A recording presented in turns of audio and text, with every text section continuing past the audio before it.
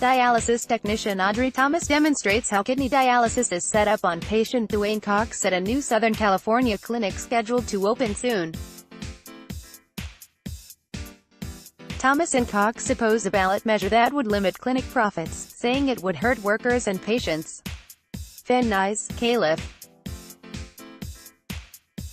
Audrey Thomas, a 39-year-old dialysis patient who also is a dialysis technician, smiles as she describes her clinic in this Southern California city as nothing short of a blessing. Clean, efficient and welcoming, it provides her with a decent salary and a flexible schedule so she can get her treatments, work and go to school at the same time. A few miles away, dialysis patient Tangi Foster and dialysis worker Emmanuel Gonzalez have decidedly different views. Foster, an animated 60-year-old, says her technicians are overworked and pressed to shorten turnaround times for patients. She recalls a time after her dialysis when a cockroach came home in her bag.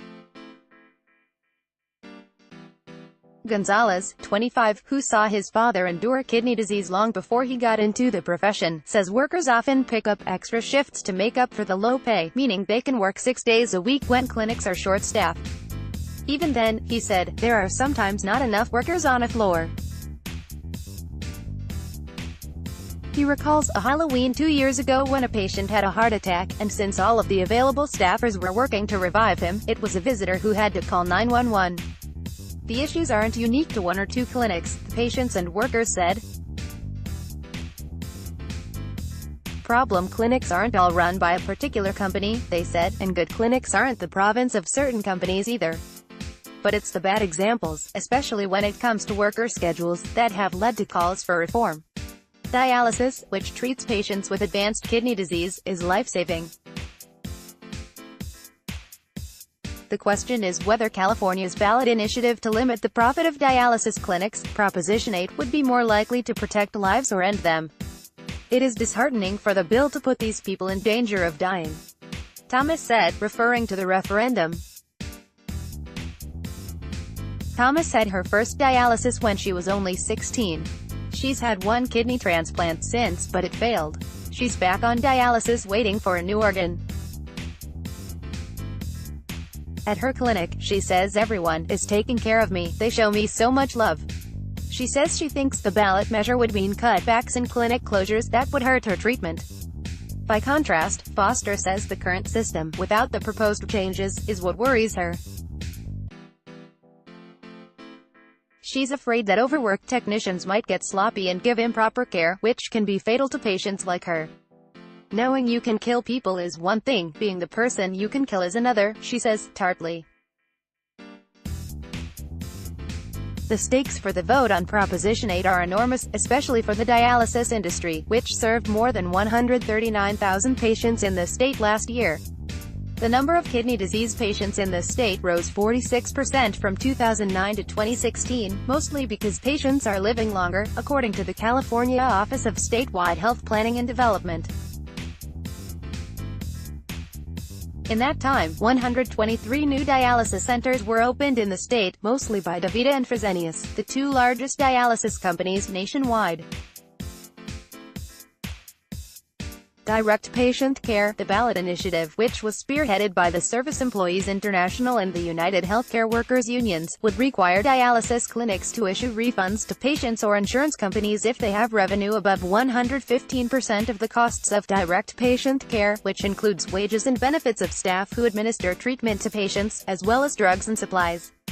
While the initiative does not spell out a requirement that clinics reinvest in workers, via higher wages and better working conditions, that is clearly the hope of union organizers.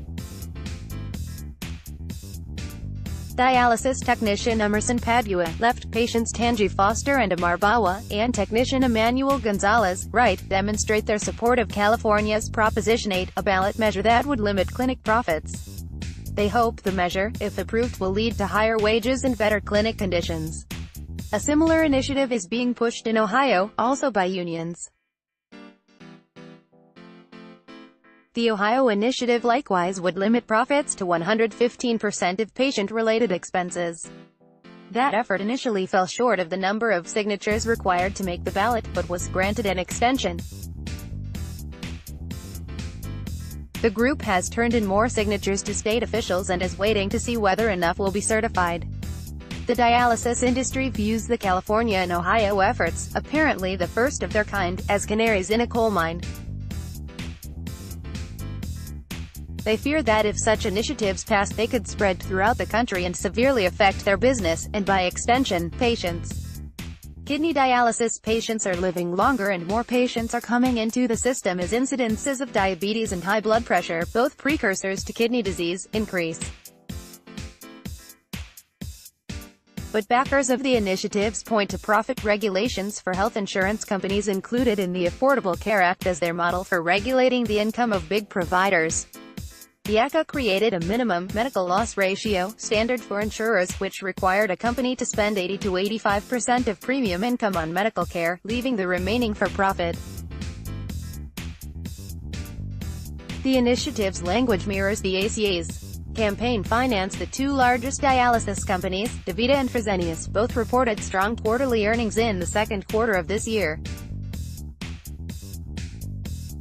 We are working with a broad coalition of over 100 healthcare providers and patient groups to oppose these measures and intend to do whatever is necessary to educate voters on why these measures are flawed, said DaVita Kidney Care CEO Javier Rodriguez during a call with investors this month, as reported by the trade journal Nephrology News and Issues. Unfortunately, educating voters on regulations around a complex and life-saving therapy such as dialysis will be expensive, a spokesman for the SEIU United Healthcare Workers West, Sean Worley, said. This is an industry that will skimp on care to send a windfall to their shareholders. As an example, he maintained some clinics don't provide face covers for workers or don't replace them when they get stuffed. They are getting cheap with an illness where their lives are on the line every time they walk into a clinic. Nothing could be further from the truth, according to Kathy Fairbanks, spokeswoman for a coalition of mostly dialysis companies that opposes Proposition 8, Patients and Caregivers to Protect Dialysis Patients. Fairbanks insisted that limiting profit margins would force clinics into the red and, ultimately, to close, thwarting the hopes of the labor unions. She said the initiative puts patients' lives in jeopardy because it sets really low limits on what private insurance companies will be required to reimburse dialysis clinics, making it hard to recover costs and even harder to stay open. The group behind this initiative is promoting this as being good for patients, but in the end, it's not good for patients if they don't have access to dialysis that they need to survive, she said, adding that clinic closures would require patients to travel longer distances to find care, adding even more time to their treatment. The dialysis process, which removes toxins from the blood when the kidneys do not work properly, takes on average 3 to 4 hours a day, 3 days a week. There are also questions about whether administrative costs such as human resources and payroll spending could be included under the direct patient costs allowed under the proposition. The industry says they would not be, making it hard for them to turn a profit. A study by the Berkeley Research Group, a private consulting firm with conservative roots, estimated only 69% of actual costs would be covered under the measure. But there's little question that the dialysis business is a profitable one. In 2016, DaVita reported operating profit margins of 12.8% and Fresenius reported 14.7%. By comparison, hospitals in California generally had profit margins of about 6.8% in 2015, according to the California Office of Statewide Health Planning and Development. The two companies have raised $18 million to fight the initiative, according to Ballotpedia, which tracks referendums and initiatives. Supporters, led entirely by unions, have raised $6 million.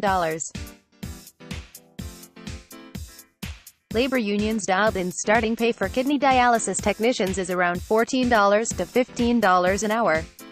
Emerson Padua, 43, a 20-year veteran dialysis worker in Southern California, said he makes less than $23 an hour. He notes the proliferation of clinics, mostly opened by the big companies, indicates that they are profitable and could probably afford to pay their workers more. There were 420 clinics in California in 2009, according to California Healthline, a product of Kaiser Health News. By 2017 the number had reached 584, the California Office of Health Planning and Development said in an email. In reality, they're like McDonald's now, Pat Hewitt chuckled. The chairman of the Labor Center at the University of California, Berkeley, Ken Jacobs, said that a few major players have consolidated the highly profitable industry, which, combined with labor unions' desire to unionize dialysis workers, has played a part in spearheading the initiative. Here's a highly consolidated industry with two major corporations and $2 billion in profits, Jacobs said. Also in which there have been pretty well-documented problems with the quality of care. The non-profit news outlet ProPublica did an investigation in 2010 that found U.S. dialysis treatments are costly and riddled with lapses in sanitary conditions and care.